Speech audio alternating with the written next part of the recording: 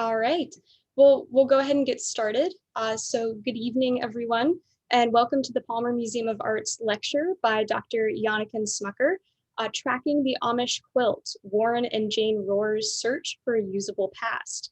I'm Victoria Kenyon, a graduate student in art history and a graduate assistant here at the Palmer.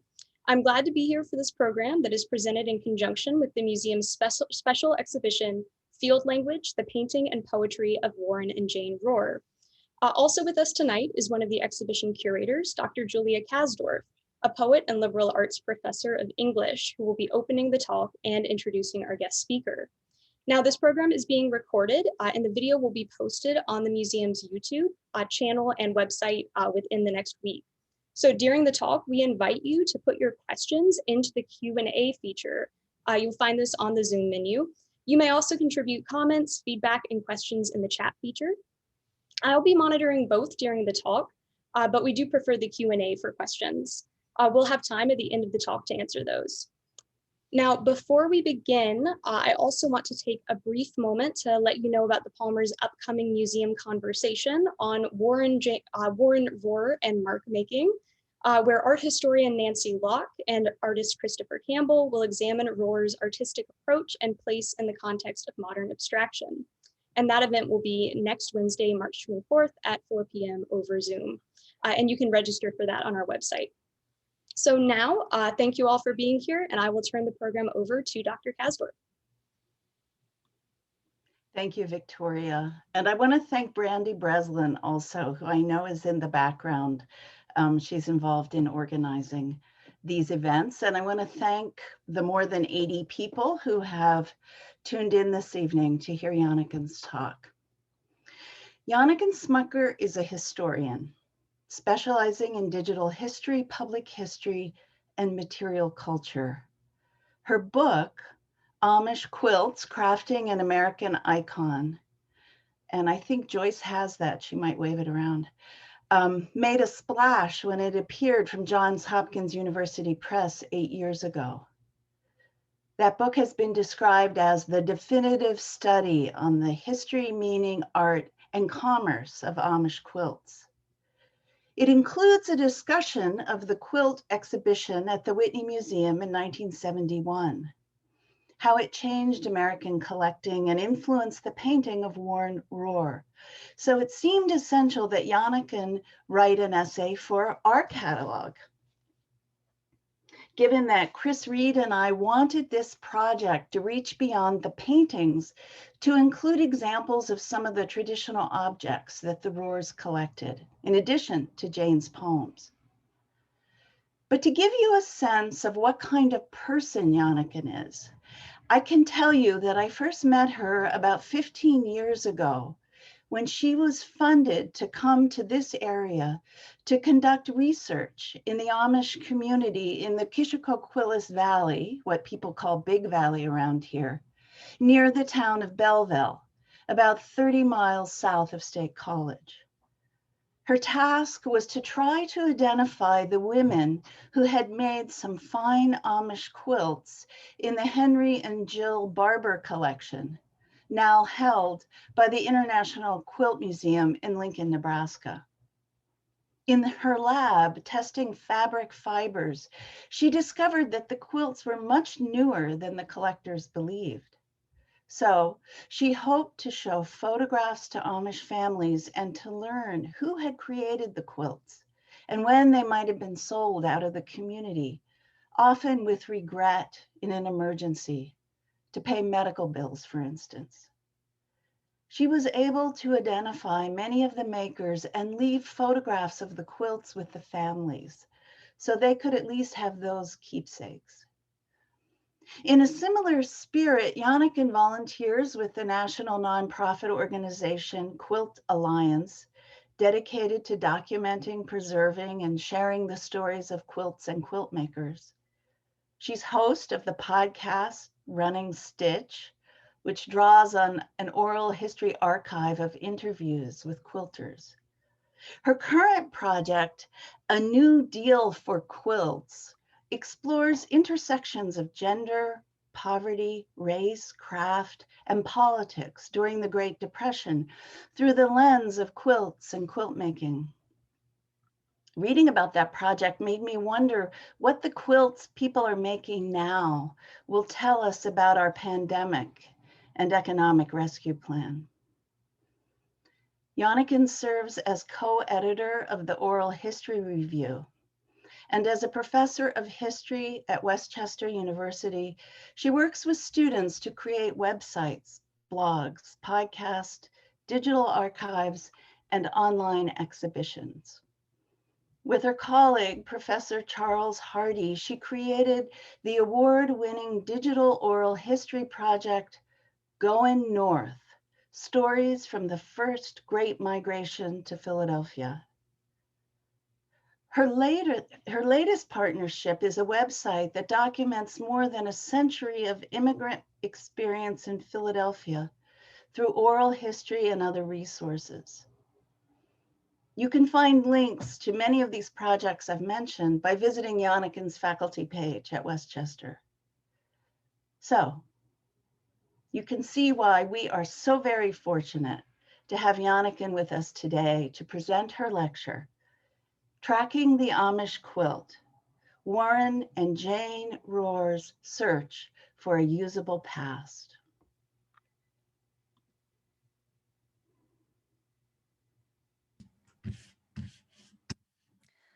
Thank you so much for that introduction, Julia. And I'm really delighted to be here this evening to present virtually to you all. I'm sure we wish we could all be walking through the gallery at the Palmer and viewing the paintings and the quilts, but at the same time, I know many of you may not have been able to make the trip, so I'm delighted to see so many familiar names here on the webinar list, and I'm excited to engage in this discussion with you tonight. I'm really looking forward to the Q&A, so I always love to talk about quilts. So I'm looking forward to what you have to say as well. So make sure you do add your thoughts to the Q&A. I'm going to pull up my slides.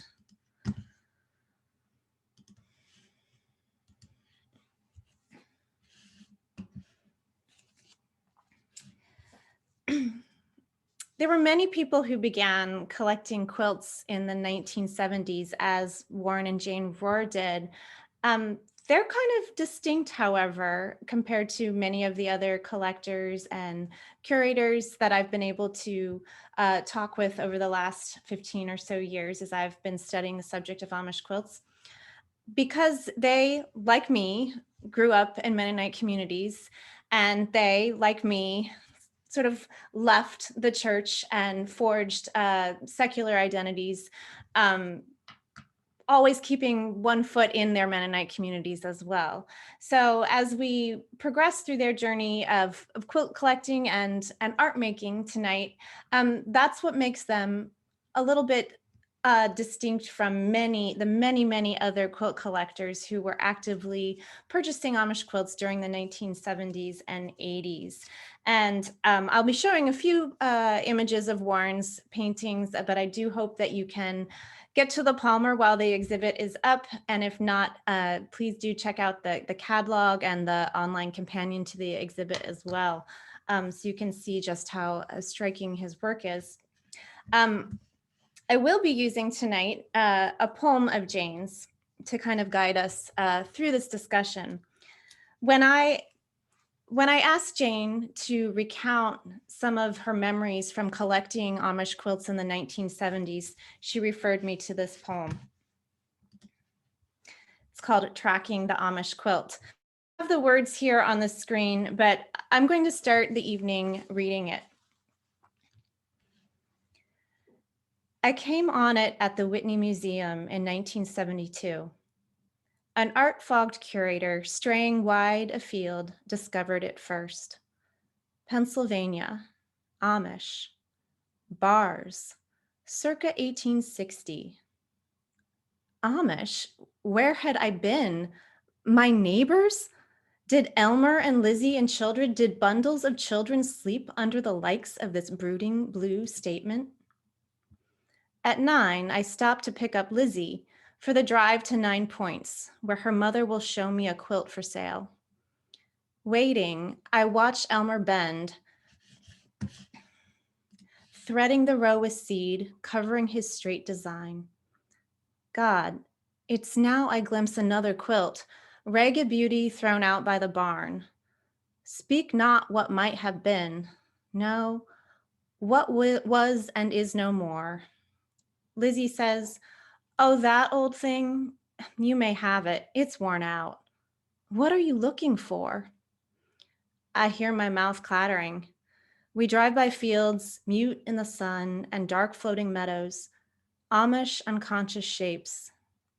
Look, I saw it, also at a dealer's house. I could not afford its slow red burn of stripes across receding brown ground, of intricate stitching, just crib size. Think what Amish boy in flat straw hat dragged it along a brown deep furrow behind his daddy, what daddy turned behind his team and saw it only a quilt, somber and familiar.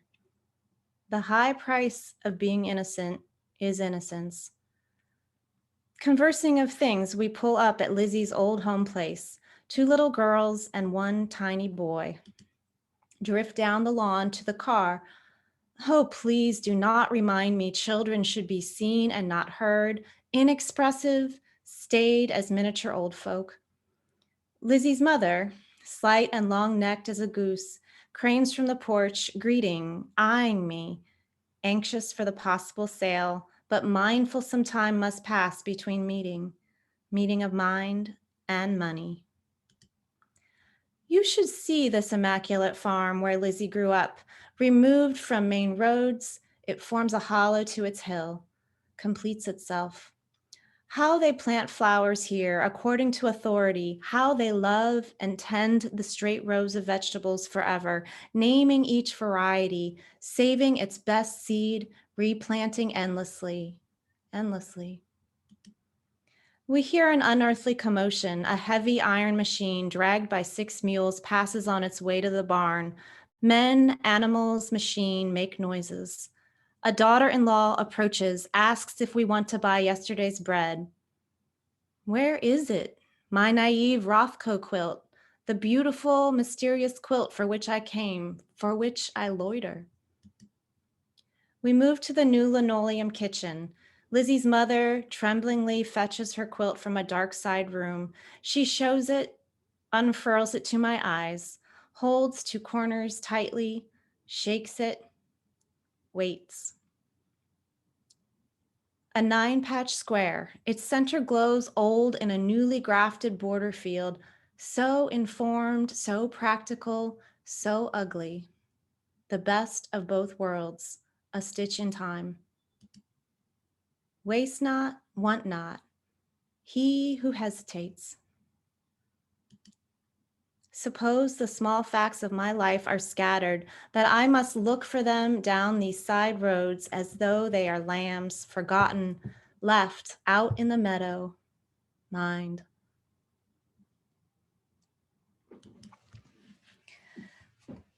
Jane's poem starts at the Whitney Museum of American Art. She misremembers the date as 1972. The exhibit, Abstract Design in American Quilts, that she and Warren attended was actually in 1971. And it's often used to mark the beginning of the era in which quilts were treated like art objects. The curators, who in Jane's words were art fogged and far afield, were Jonathan Holstein and Gail Vanderhoof, a young couple who were immersed in the art world of New York City, but liked to escape to the countryside.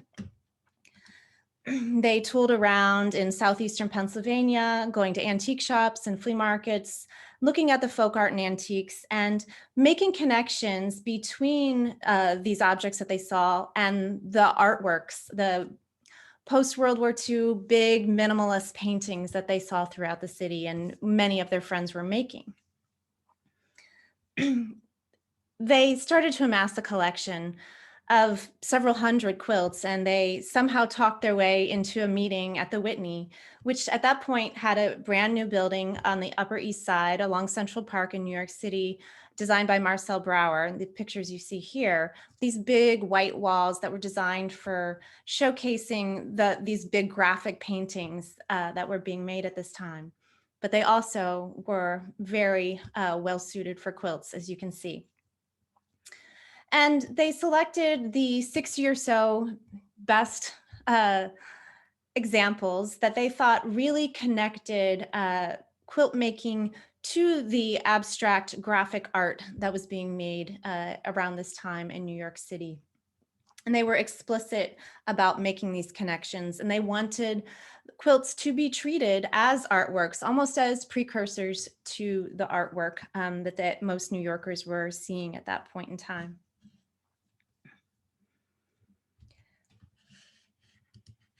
This is the couple, the curators. The exhibit itself was very well received. It was written about quite favorably in the New York press by critics, and not just in New York. It was written about in Reader's Digest and Time Magazine, and soon the Smithsonian Institution Traveling Exhibition Service adapted a version of the show and traveled it to regional destinations, smaller museums, so many Americans were able to see quilts in this context as art objects. Another version traveled internationally to Japan. It traveled throughout Europe as well, and this really marked this important point. I mean, quilts had been shown before in museums for sure, but this was sort of the look, these are art. This was the moment. Just down the street from the Whitney at the Metropolitan Museum in the American wing, historic quilts may have been shown on beds as part of the interiors of some of the historic rooms, but they weren't shown in this capacity as art objects. And people really ate this up, and quilts started to have this moment, as I will discuss a bit further in a moment in myself. But the connections that the curators were making were this kind of thing. This is Kenneth Noland, one of his stripe paintings, and this is a quilt that similarly has stripes. They made these graphic connections. See, these objects are similar, without even commenting so much on the fact that the quilt was made, what is it, probably 60 to 70 years prior to the painting. And in the repeat block patterns like this baskets quilt, they saw a sort of resonance with the pop art and the repetition of artists like Andy Warhol and his soup cans. And these are a few more selections of the many quilts that were on display 50 years ago. And again, these are not necessarily high-end quilts. You can see that they're sort of scrappy, and they wouldn't necessarily have been the premier craftsmanship that the quilts at the Metropolitan may have been, but they were graphic. And that was the statement that Holstein and Vanderhoof wanted to make. Look at how graphic these objects are. And then there was one Amish quilt in this group. It's the quilt you see here, this bars quilt, and it's at the far end of the gallery in this view, although I know the color seems way off. It is the same quilt. And this was a bars quilt from Lancaster County. And it looked so unusual compared to most of the other quilts in this group, as well as most of the other quilts that Holstein and Vanderhoof were familiar with, that anyone was really familiar with at this time period. The original checklist for the exhibition listed this quilt as circa 1860. You can see a more accurate date here on my slide. Most Amish quilt makers most Amish women were not making quilts at that point in time at around 1860, but this was basically a new field. No one knew much at all about the history of Amish quilts. And the label read, an Amish quilt from Pennsylvania. And although Jane refers in her poem to it being blue, this was the one and only Amish bars quilt in the exhibition. So this was indeed the one they saw.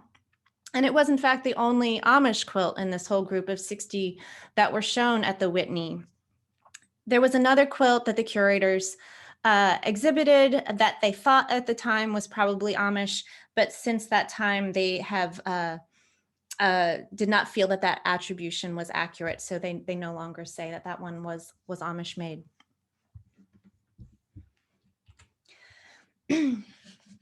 So here are Jane's words again, referring to her discovery, her immediate thoughts upon seeing this Bars quilt. And certainly she calls it brooding. And she wonders if the families, like her neighbors in eastern Lancaster County, near where she and Warren lived at least part of the year in Christiana, slept under quilts like these. She was shocked to even think about it. Well, the thing is, no, likely they did not, at least not in the 1970s when Warren and Jane became intrigued with Amish quilts. By this point in time, quilts like this from early in the 20th century would have been called the old dark quilts by many Amish families in Lancaster. They were typically made from dress wools, really hard to care for, slightly too small for the contemporary beds that would have been in use by this point, and really out of fashion. Just like the rest of the world, there is an Amish fashion that progresses through time. It follows its own speed rather than the speed of the outside world. But Amish were preferring much lighter, cheerier colored fabrics and quilts by this point. Or better yet, store-bought bedspreads. So some Amish really did not mind parting with their quilts. Maybe they had a sentimental attachment. Quilts like this, which are quite pristine, perhaps not ever really had been used, may have been given as gifts for housekeeping. So when a young Amish couple got married and started their own household, they were usually sent with a quilt or several quilts from their families. And these quilts then stayed in chests. Maybe they would be put out on their beds when they hosted church in their homes or had guests over. These were not everyday quilts. These were not for common use, for warmth. These were sentimental objects that connected them to previous generations.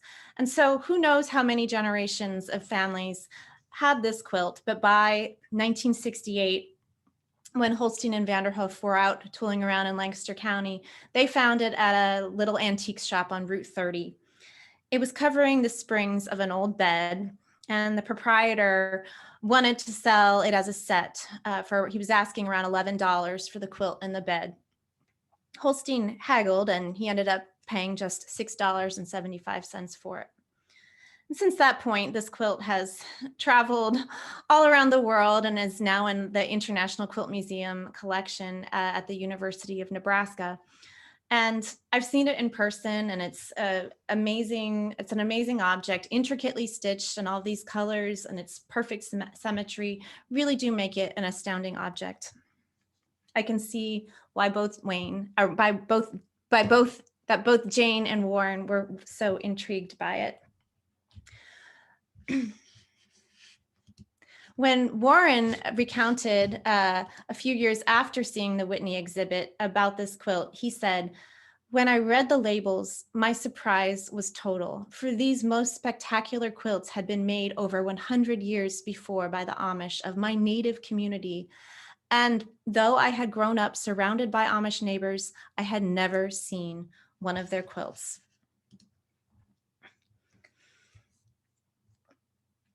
So despite his Mennonite upbringing in Lancaster, the quilt style was a total surprise, so foreign to him. In fact, Holstein and Vanderhoof themselves, when they found this quilt, they didn't know it was Amish. They referred to it as made by a, quote, demented angel. They had no idea what it was. And it wasn't until they carried it around with them throughout Lancaster that they eventually realized that this was made within a community. It's an Amish quilt, and they began to find many other Amish quilts, soon amassing quite a collection of Amish quilts. But in the years immediately following the Whitney exhibition, quilts in general, not just Amish quilts, really began to be quite popular. And for several reasons. I mean, being shown in a New York gallery certainly mattered, but it was also because there were expanding notions of the art canon in general. During the late 1960s and 70s, there was hard edge pattern and decoration movement. There were all sorts of feminist art, including some artists who were bringing back needlework into their artwork.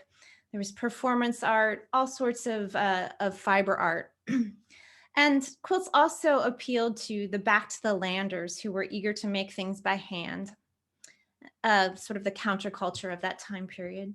And certainly the art curators thought that the visual resemblances between quilts and paintings was really worth considering.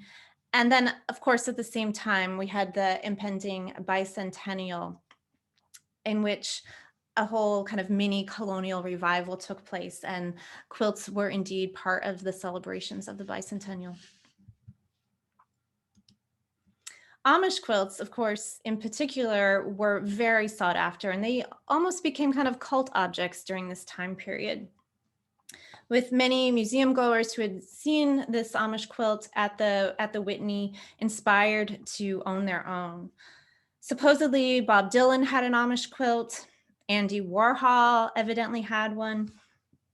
And Doug Tompkins, who was the founder and CEO of the Esprit Clothing Company, had many, as you can see here. He built one of the most prominent collections of Amish quilts, focusing mostly on Lancaster County Amish quilts.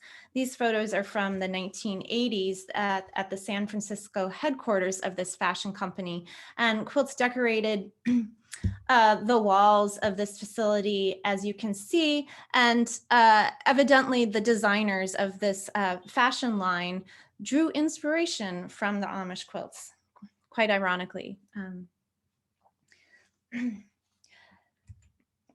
There were also pickers who drove across the country visiting Amish communities. Starting in Lancaster, at first that was the most desirable community, but then they began to find smaller Amish enclaves and filling buses and station wagons with quilts. And then quilts were also high-end objects, as you can see from this advertisement from a Madison Avenue gallery. Considered artworks, Phyllis Hayters wanted to teach her potential clients how to enjoy an Amish quilt in a very sophisticated environment. And all of these new quilt enthusiasts were intrigued by the similarities between Amish quilts and modern paintings, some of which you can see here. This is a center square quilt from Lancaster. The center square pattern was often compared to the work of Joseph Albers, his homage to the square series. And here's a print by Vasarely. This op art people were often making connections between repeat quilt block patterns, such as the tumbling block that you see in this Midwestern Amish quilt. And so these visual similarities meant a lot to many of the collectors who were beginning to buy quilts up, whether they were buying them in the field in these small Amish rural areas, or if they were buying them from the dealers in the Madison Avenue antiques galleries. Warren and Jane, who did, of course, attend the 1971 exhibit, were particularly intrigued by quilts that they thought looked like Rothko paintings. And we see that in Jane's words in her poem, "Where is it, my naive Rothko quilt, the beautiful, mysterious quilt for which I came?" And a few years later, following the exhibition, Warren said he was searching for a quilt that was brooding in color like Rothko. And these are just a few examples of Rothko paintings that I suspect that were sort of resonating in their mind as they searched for quilts. So did such a perfect quilt exist?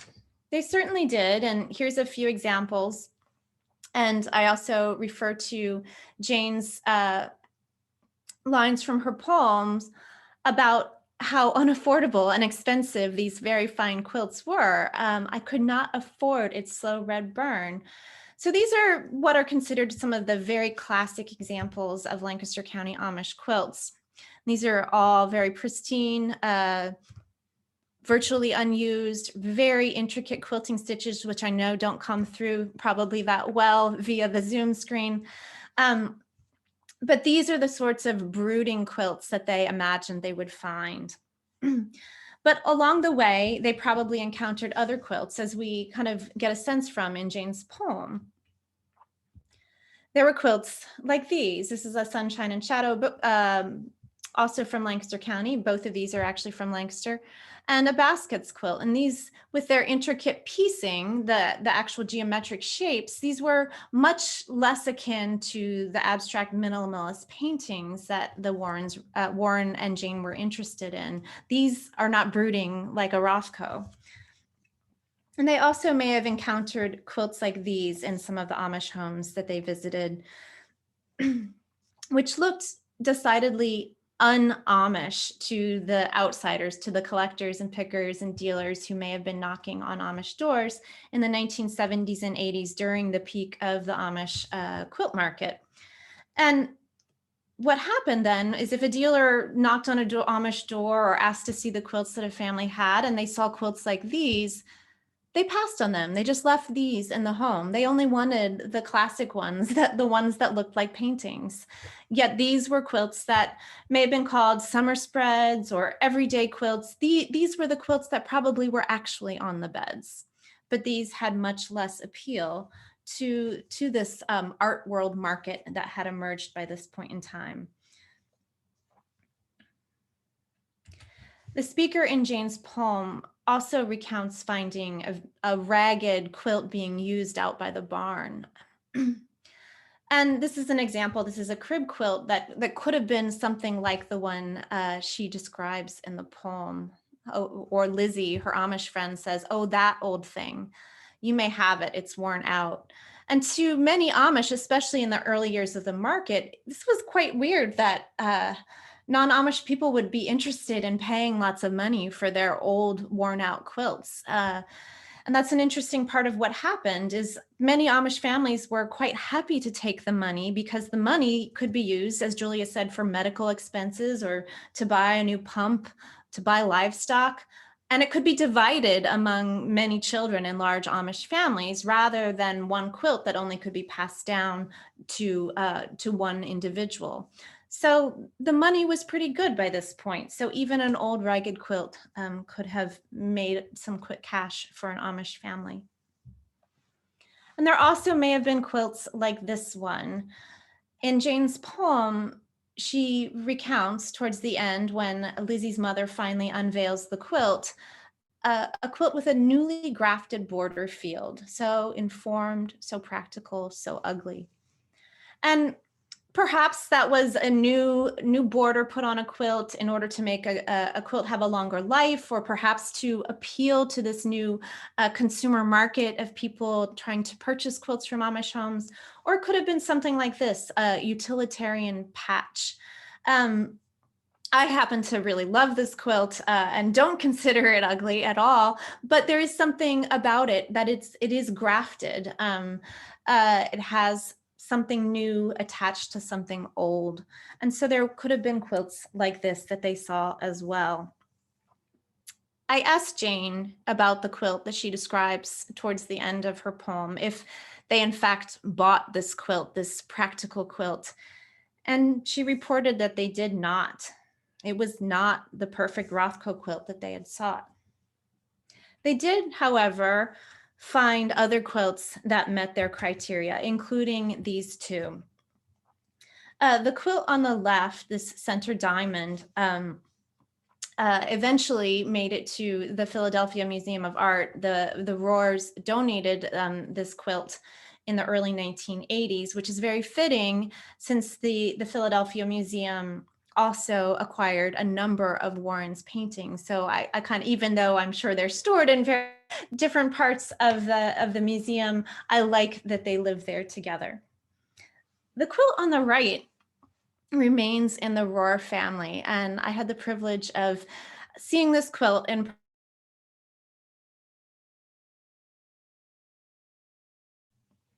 and as you can see, this shot really captures the quilting stitches, and I'll show you a few details as well.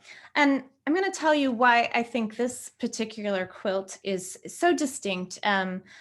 You can see, first of all, that it's asymmetrical, which is really interesting in and of itself, and I'll return to that in a moment. Here's a detail shot. You can see some of this lovely quilting. The brown tobacco color is the reverse side of the quilt, but it allows you to really see the fiddlehead fern and the chevron pattern. You can also see this wreath of feathers and hearts. The quilting is just exquisite. And this is, again, another example of a quilt that seems in totally pristine condition, like it's never been used. It has fold lines from being kept away, and that seems to be the only use it really exhibits.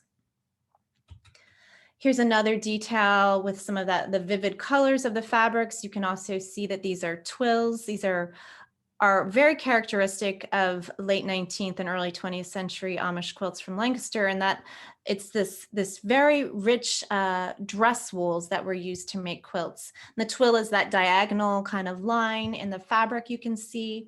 And in particular, the green is what was called Henrietta, and it has this really iridescent glow because there's a silk weft that's like brown colored. And so it really looks iridescent, glowing fabric. And these were the same sorts of fabrics that Amish women would have made their dresses out of. And this detail, I know you can't quite make sense of it just yet, but this is one of the reasons I think this quilt is so important. It is inscribed and dated. That's not totally unusual for Amish made quilts, but it's one of the only bars quilts, only quilts in this particular pattern that I have found dated. And it's in fact the oldest one that I've identified. I spent way too much time when I was back working on my dissertation on Amish quilts, scouring exhibition catalogs and private collections and auction catalogs, and compiled a huge spreadsheet of every dated Amish quilt that I could find. And this was the oldest bars quilt. I've traced the inscription here so you can make it out on the slide. First of all, you can see on the right, the 1887.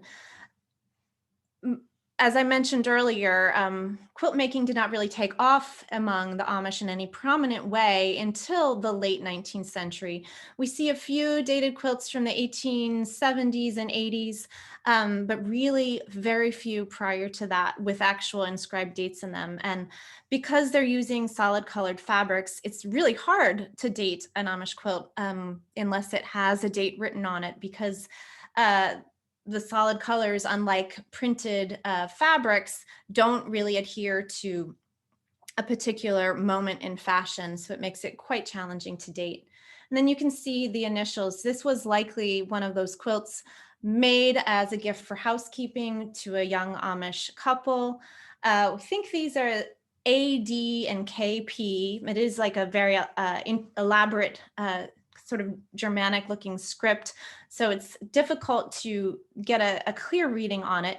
But this is one of the things that makes this quilt particularly important in my mind and unusual.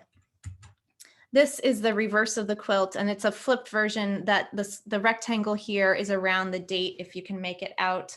That's the 1887. And you can also see the beautiful twill fabric in better detail on the back. So, and it's asymmetrical, which again is quite unusual. I have seen others, as I'll show you in a moment as well. But these are the array of bars quilts that were made in the Lancaster County region. And among Amish quilts, bars were almost exclusive to Lancaster County, not totally. But they were a style that we usually identify with this region. They weren't made with any regularity in Midwestern Amish communities. And you can see there's sort of different styles. There's building blocks that you could use to create these bars quilts. Some of them have corner blocks, some of them have multiple corner blocks and multiple stripes and multiple borders. And some of them are much more of floating bars in the middle of a field. And then there is this one additional asymmetrical version that I have found with this very faded purple background. So bars quilts are not unusual. And likely they originated or were an adaptation from the strippy quilt, which was very common in Great Britain, also in Wales. And there were probably members of both of those ethnicities that settled in southeastern Pennsylvania as well.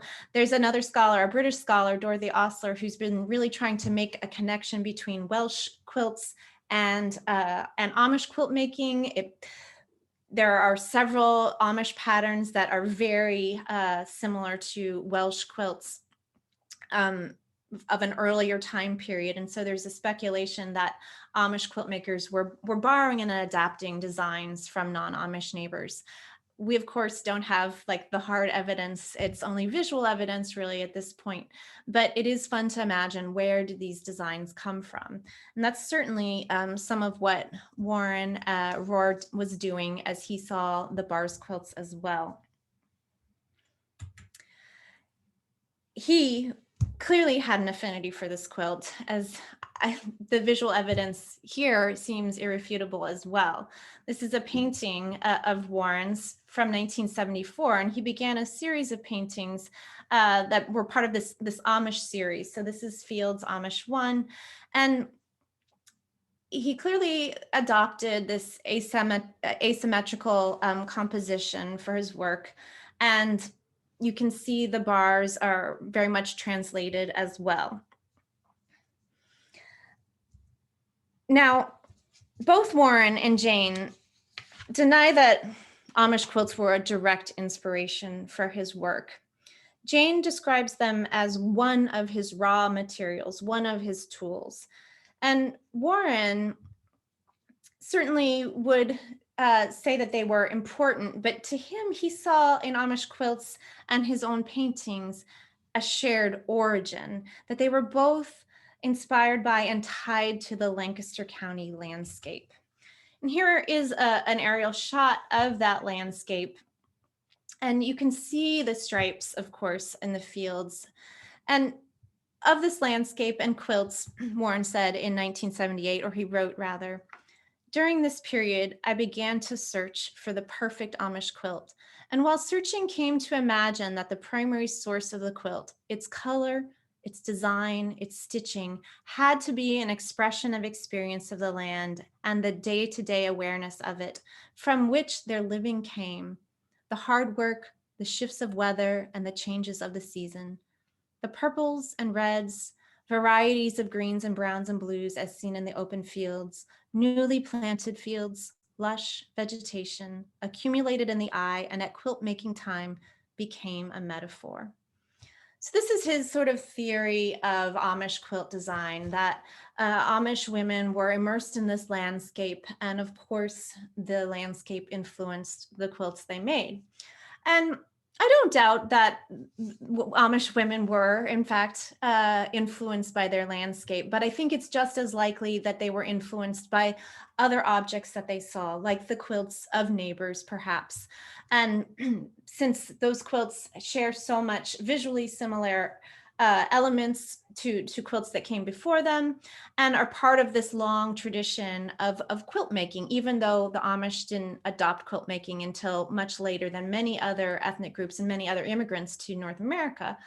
But just as Warren studied art history and accumulated all of these references to other artworks by the time he became a trained painter, similarly, Amish women are accumulating lots of design influences.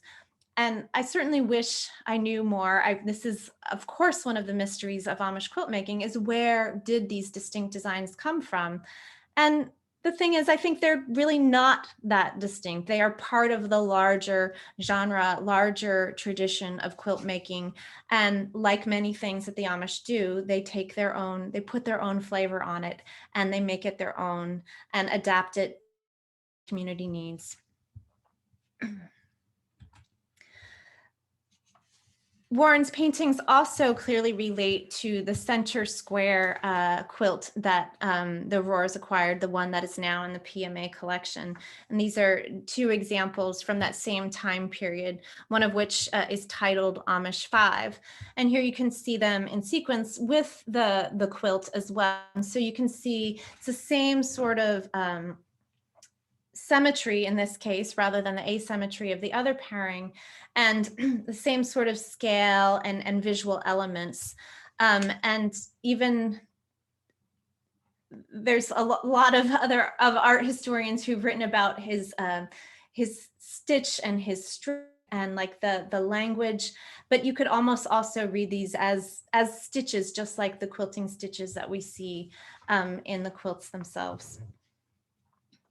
I've tried to find connections between abstract art and Amish quilts for quite some time. In the 1970s, when Amish quilts were first, quote, discovered by outsiders, these quilts it was so exciting because they were deemed prescient almost of some of the art forms that came much later. And maybe they were precursors to minimalist abstractions from half a century after the quilts themselves were made.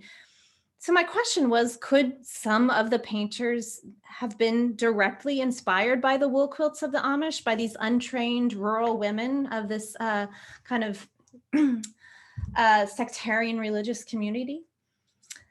Through a friend who was an art historian, as I was able to reach out to Rothko's family to find out if they had any quilts, or if Mark Rothko himself was familiar with quilts, and they responded with a firm no. As did Barnett Newman's widow when asked to compare his famous zip paintings, one of which you see here, to an Amish bars quilt.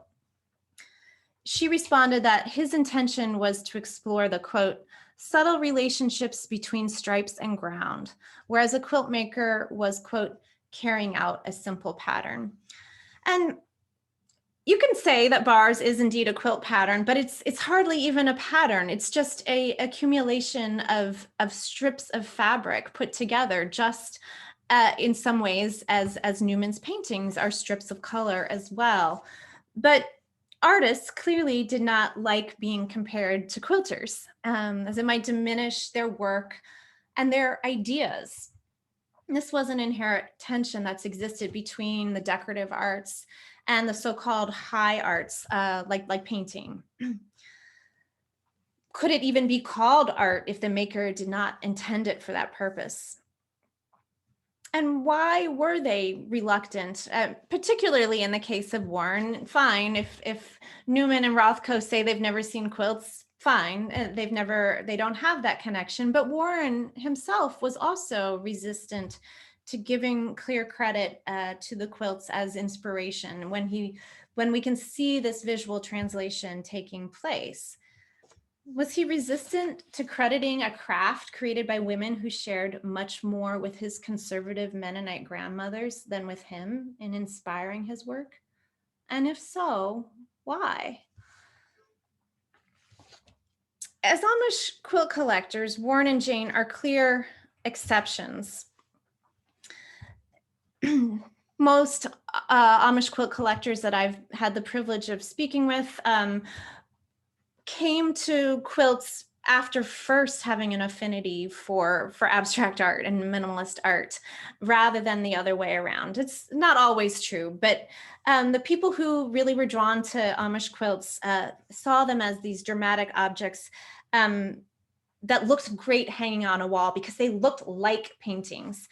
And they didn't care that much about their origins. I'm sure there was sort of a subconscious attraction to this pastoral idea, but they may not have known anything about this Anabaptist religious group. But the Rohrs, the Anabaptist origins, were part of the appeal, as they confirmed that beauty and artistry could coexist with the values of religious piety. Neither Warren or Jane had felt that they were allowed to be artists while they were fully immersed in their religious upbringing. And it wasn't until they took one foot out of the confines of that faith in which they were raised that they could attempt to negotiate the limits and boundaries that defined their culture. And so quilts helped kind of reassure them that, oh, maybe there is room for this creativity and this modernist aesthetic, even within the faith community. As Jane told Julia Kasdorf, she turned to her poetry as a means to survive. And perhaps that is what Warren did with his paintings as well, as he allowed the quilts to help guide his way. Thank you so much. I will stop sharing my screen and we can turn to the Q&A. I think or turning to Joyce now, I guess, next, right? Just very quickly, thank you so much, Yannick, for that wonderful, very provocative talk. And I see that there are questions there. We will get right to them. I just want to make a couple announcements. The first, I want to say thank you to Penn State's Office of the Executive Vice President and Provost for their funding of the Field Language Project, including the lecture tonight as part of the university's Strategic Arts and Humanities Initiative. I also want to say to everyone that many of you know that we had to recently close portions of the second floor of the museum due to some facility issues related to extreme temperatures that we have all been experiencing. And now that those temperatures are moderating, I am delighted to announce that we will be reopening Field Language very soon. The announcement of the reopening date will go out to the membership tomorrow as part of our bi-weekly e-newsletter, and then will be posted to the public. So be on the lookout for that, but it's very soon. And I'll remind everyone to please go to our website, make sure that you register for a free timed ticket, and we hope to see you at the Palmer soon. So I will turn it over now to Victoria, who is going to relay some of the questions. Thanks. Great, thank you, Joyce. And thank you so much again, Yannick, for that really just fascinating talk. So we have a few questions in the Q&A, and I'd like to encourage, whoever is watching, if you have questions, please do add them there to the Q&A. So I'd like to start with a question from Karen. Karen asks, when did part of this exhibit, referring to the exhibit you mentioned at the beginning of the talk, tour in Japan? When I lived in Tokyo in the mid-'80s, there was a great fascination with Amish quilts among quilt shops and quilt instructors. I'm wondering if this exhibit jump-started their interest. It absolutely did. The version of abstract design in American Quilts, which I think had a slightly different name when it traveled to Tokyo, I think it was not just in Tokyo, maybe in Kyoto as well, was in 75, 76. There's actually an exhibition currently up at the University of Nebraska at their International Quilt Museum that's called, I was just checking the title, Abstract Design in American Quilts at 50 Journey to Japan. They're doing a whole series of 50th anniversary commemorative exhibits surrounding the Whitney exhibit. Those quilts are all now in their collection, which is part of it. But yes, Karen, there was a great interest in quilts in American quilt making in general, and Amish quilts in particular in Japan that started in the mid-'70s, and quilt making is going very strong still in Japan. They have their own whole quilt making industry and a very elaborate hierarchical structure of how you get to be a master quilt maker through apprenticeships and training with master quilters. And it is very much inspired by the American quilt making tradition, although they certainly have taken it and developed their own quilt making tradition as a result. But it certainly started with the touring Whitney exhibit. All right, we also had a question referring to materials from Marianne. And Marianne writes, where did the Amish women get the fabrics for their quilts? Were any fabrics hand woven, or did they purchase the woolen fabrics? The Amish, as far as any evidence that we know of, purchased their fabrics. During the late 19th and early 20th century, there were typically dry goods merchants traveling often from Philadelphia to Lancaster County, and in Amish communities in the Midwest, they were coming from other points. but there's actually some great interviews that have been conducted, not by me, with some of these Jewish dry goods fabric salesmen who would they would load up their travel, often selling the things that were really out of fashion. Amish, of course, typically use solid color fabrics in their clothing, also typically in their quilts, although the Lancaster quilt makers in particular made an exception and would use printed fabrics on their back. And it's really interesting because those printed fabrics are usually like 19th century styles. You can tell they're old fashioned and out of date, which makes sense. They were selling remnants often to the Amish, or Amish ladies would buy an entire bolt of whatever beautiful blue dress wool so that every daughter could have a dress made out of that fabric, and then they'd have leftovers to also use to make quilts as well. But they weren't recycling fabrics into their quilts. Typically there would be leftovers from dressmaking that they would use, but you can see in these quilts there's big expanses of fabric, and I'm sure there's exceptions where they did recycle and reuse things, but usually it was new fabric purchased from either peddlers, dry goods salesmen, or from local dry goods stores. They earlier in the 19th century probably were spinning and weaving some at home, or there were also itinerant weavers who were coming through the area that they may have been hired to weave as well. But it wasn't, by the time they were making quilts, they were no longer doing that kind of home textile production. We have a related question from Jennifer, who refers to this idea of using leftover dress scraps to make quilts, but then is bringing up the fact that some quilts have decidedly bright colors that Amish women would not wear, and asking if these quilts were maybe specifically made for the English.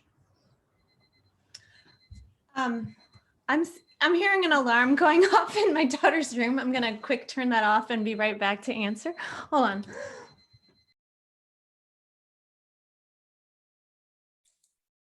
Well, I'll take this moment to make another announcement. I'll remind folks too that the museum, of course, is open. And if you have not seen the Lucille Quirkos exhibition, I encourage you to come and see it. A wonderful exhibition that is on the first floor. And good, now Janniken's back. Back to you, Janniken. This was a question, this was Jennifer's question, is that right? Okay. Yes. So yes, leftover from dressmaking. So the scraps that may have been, once you cut a garment out of the fabric, yet as you can see with these bars quilts, some of the center diamonds, center squares, those are not leftovers from dressmaking. Those are intended to be used in that quilt, whether they were off that big bolt of fabric that was also used to make dresses, as it was quite likely, but they were not recycled or scraps in those cases. But we did see a quilt example like the Sunshine and Shadow with all the many small squares radiating out from the center. Those much more likely were the scraps left over from dressmaking. Now, every community, Amish community, has sort of its own standards and guidelines for dress, and particular colors may have been used in one community and not in another. But there weren't necessarily restrictions on specific colors. Maybe in some communities, some more conservative communities in particular, like the Big Valley has a couple very conservative groups, and they are very restricted in what colors they use, both in their clothing and in their quilts. Lancaster County, much less so. And many of the really brighter, cheerier colors were probably from children's clothing in particular, where the children wore bright pinks and yellows and much more vibrant colors. But I think we, especially at this point in the 21st century, kind of imagine that the Amish are always wearing black or somber colors. But at the same time, you see all of those jewel tones are part of their color palette as well, both in women's dresses and certainly in children's dresses.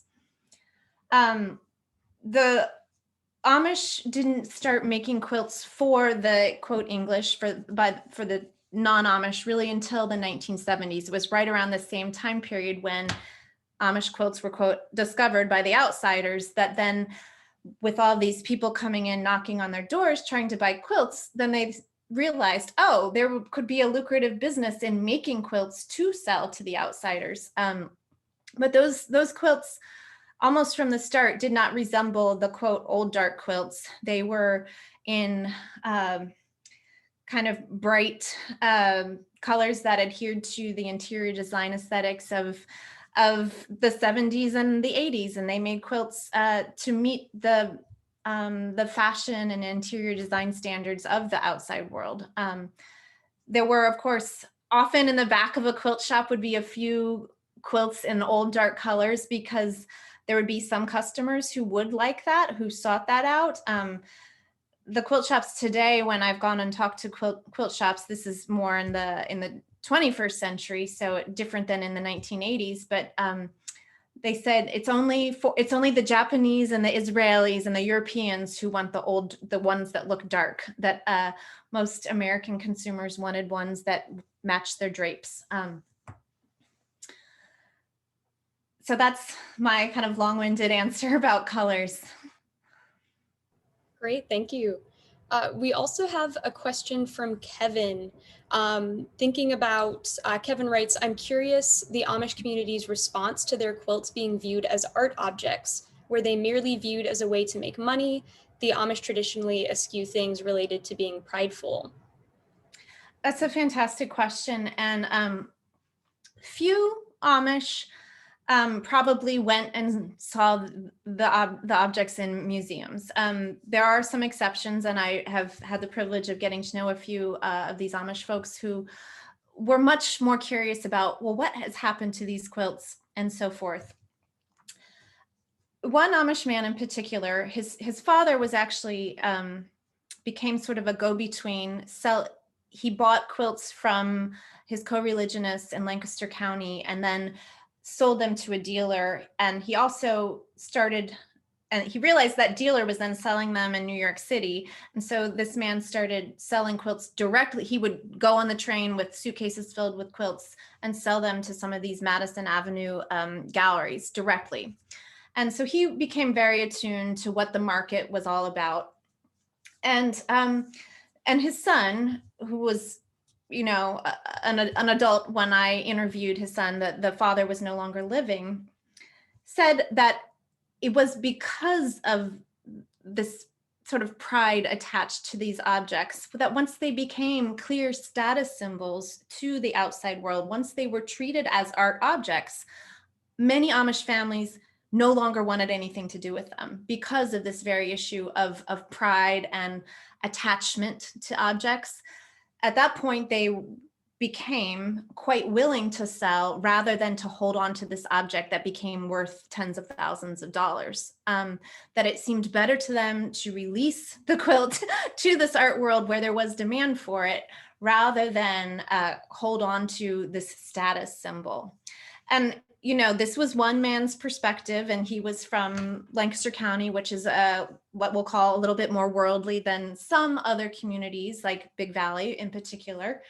But it was definitely a point of tension. And I've talked to dealers and pickers who were out buying quilts, and I remember, I forget which community this was in. There was this old lady who was very resistant to selling. She did not want to sell her old family quilt, but she started to get pressure from her neighbors and co-religionists, like, you can't just hold on to this quilt, you need to sell it. You can't just keep this in your home at this point, when all these pickers and dealers are coming around knocking on doors. So I think there was some pressure to sell quilts. And certainly, as I already mentioned, like the money was quite useful, and it could be quite a bit of money as well. And that money could serve many purposes, where an old quilt that was no longer being used was simply a sentimental object. Great. We also have a related question from Martin, asking if you can discuss the role of Amish quilts in the art world in comparison with the Gee's Bend quilts. Really great question as well.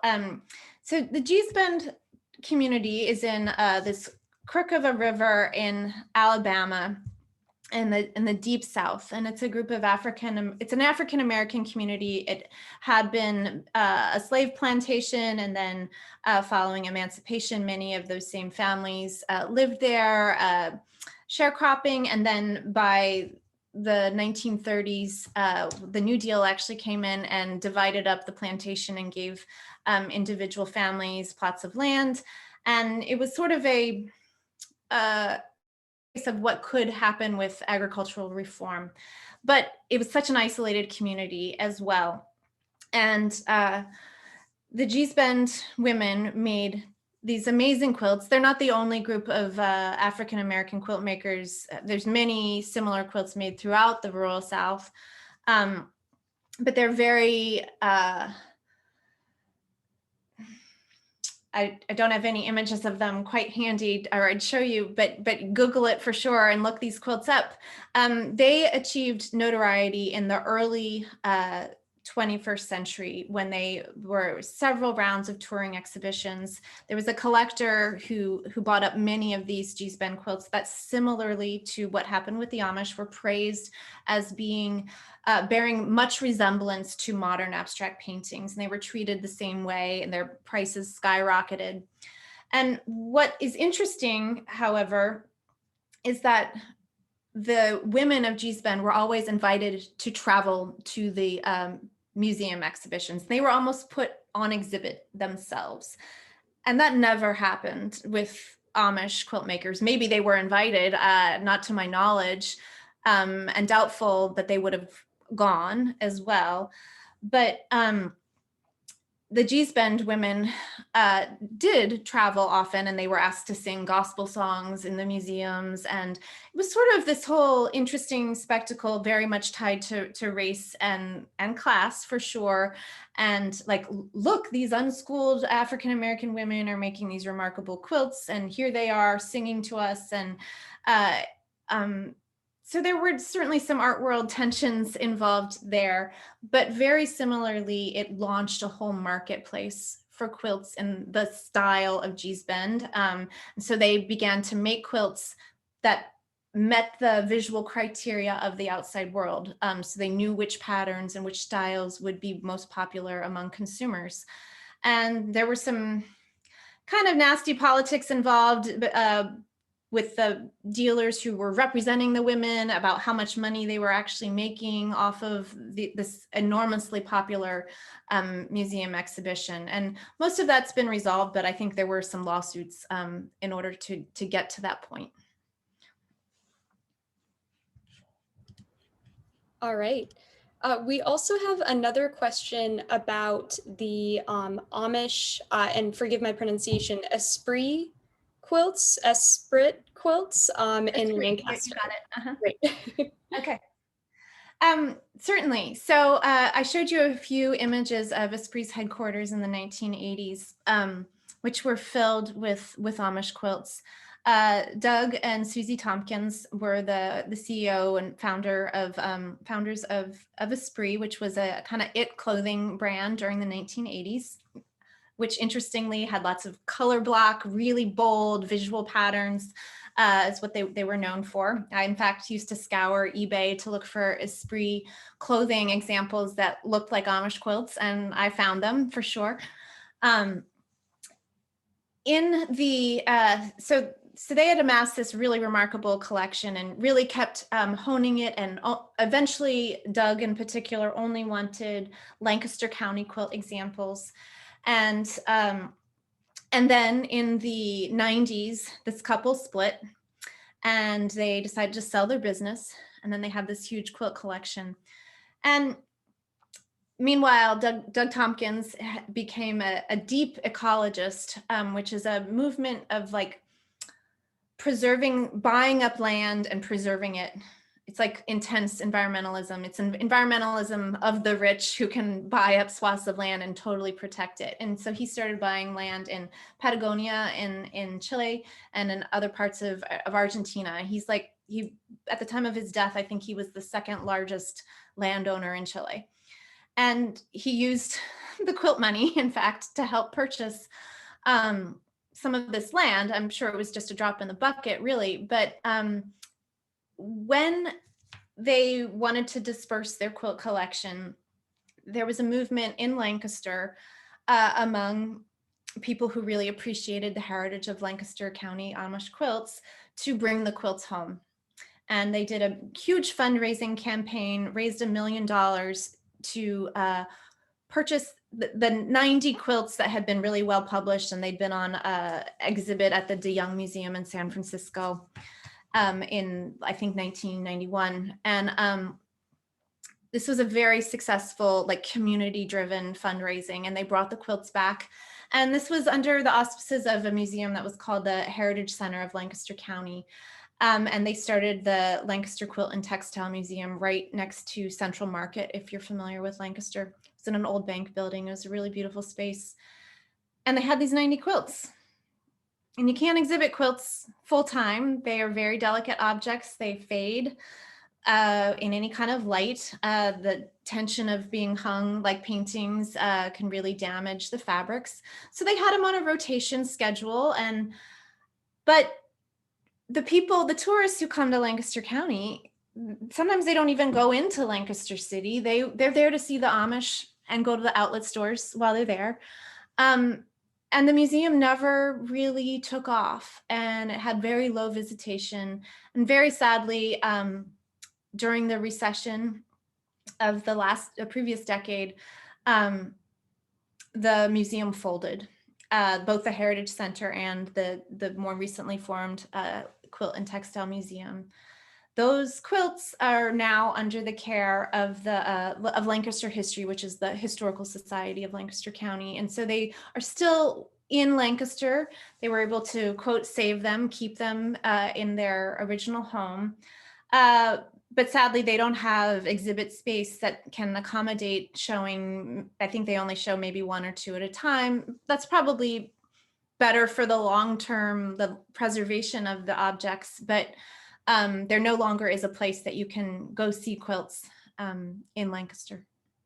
It's a really remarkable collection. I mean, I would say it's all like Rothko quilts. I mean, it's all pristine, unused, these quilts that were given as gifts from home. These were not everyday quilts. They're masterpieces. We have another question in the chat about Lancaster as well. Merv is wondering, did you comment when the most Amish quilts were sold in Lancaster County? When the most were sold? Yes, that's the question. Well, I'm assuming the question is about the old quilts. So I'll first answer in that regard, and then I'll switch to talking about quilts for the consumer market. I would say that particularly in Lancaster, most quilts were picked out of Amish homes by the end of the 1980s. I mean, the countryside was scoured, really. And largely lots of picking. There were people who, what's called hauling Amish, who drive the Amish around, who also became pickers.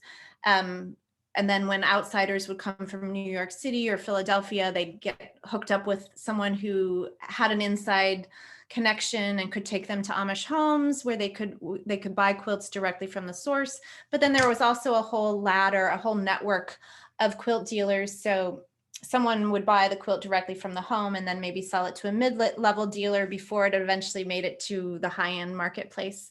And I would say probably the peak of that was, in the early 80s. By the late 1980s, those same Lancaster County quilts were being sold. They were sometimes being sold at Christie's and Sotheby's for $10,000, $20,000. I know from going through people's old mail and archives, like how much some of those Esprit quilts went for. Again, in the 5-digit range. I mean, so that's what they were selling for by the late 1980s and early 90s.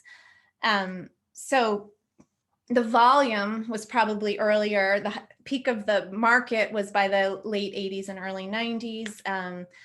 But then meanwhile, this whole industry of making new quilts to sell developed. The first few shops in the 70s, but by the 1980s, Lancaster was called Quilt Capital USA, and there were, there's dozens of small quilt shops, Amish run quilt shops throughout the county, and they still make them and make quilts by the thousands. The market has tremendously tanked, and while in the 80s, I mean, those new quilts would have been sold for thousands of dollars. Now they're sold for, a few hundred. I'm not an appraiser, though. I don't have my finger on the pulse of the market completely. All right. Switching tracks a little bit, we have a question from Peter. And Peter writes, I'm curious about your title, the choice of the word usable. It makes me think about Wendell Berry's insistence on the local and vernacular, as well as the emphasis or distinction of the ego and individual in the making of contemporary art, in contrast with the invisibility of the Amish quilt maker, either as religious belief, the place and role of women, etc. Well, that's a lot to consider. I use the word usable. I mean, in part, there was the phrase usable past started to have resonance, I believe, in the 1930s and 40s is when I first am familiar with it. In part, as during that time period, this was a renewed interest in, or really the first interest in, American folk art. That prior to that time period, American artists had always looked to Europe for inspiration, rather than looking to vernacular American traditions. And during that time period, there was a new interest in looking to the American past, kind of on the edge of the colonial revival, but really particularly looking to folk arts as a source of inspiration for contemporary artists. And some folks at that time began using this phrase. It's a usable past, and I think it stretched not just into art but also in folklore in general. And it's the reason lots of the oral histories were collected during the New Deal era, 1930s and 40s as well. That if we could collect this past and make use of it and understand ourselves better as Americans and have inspiration for living in the present and the future. And so that's where I borrowed that phrase from. There's a lot here to mull over for sure about the ego and the individual. The way I see it with the Roars is that they were reluctant to just fully embrace Amish quilts as the inspiration for either their poetry or their paintings, but it could help guide them. It gave them this reassuring feeling that it was something that was otherwise missing from the genealogy of what they were doing. Warren is really the first Mennonite Anabaptist visual artist to achieve prominence in the modernist era. Similarly, Jane is one of the first Mennonite American poets to be published nationally. So they were sort of pioneers in their fields. And the way I see the role of quilts is that this gave them there were people doing these sorts of things, even though they didn't know they were doing these sorts of things. But if we look back to what they were doing, it can be of utility to us when we're navigating this complicated world with one foot and still in the faith community and another in the modernist world of art and literature. Great. Well, thank you so much, Janniken. That's all the time that we have for tonight. But thank you for your wonderful presentation, and thank you everyone who attended. I just want to remind everyone the Palmer Museum is back open, so you can visit us and see our field language exhibition when that reopens as well. And just to remind you, we're on a time ticketing system now, so please go to the website for information about that and buying your tickets. But thank you so much again. Thank you, Victoria. Thank you, Janniken. Thank you, Julia. My pleasure. Great to see you all. Great to see you too. Thank you all for coming this evening. Yeah, great conversation.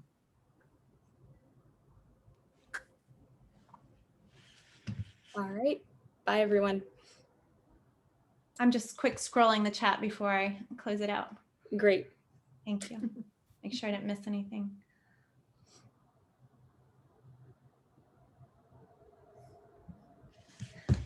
Well, thanks again for for the invitation to join you all. This was really fun. Thank you. Thank you, Yannick. Thanks. My pleasure.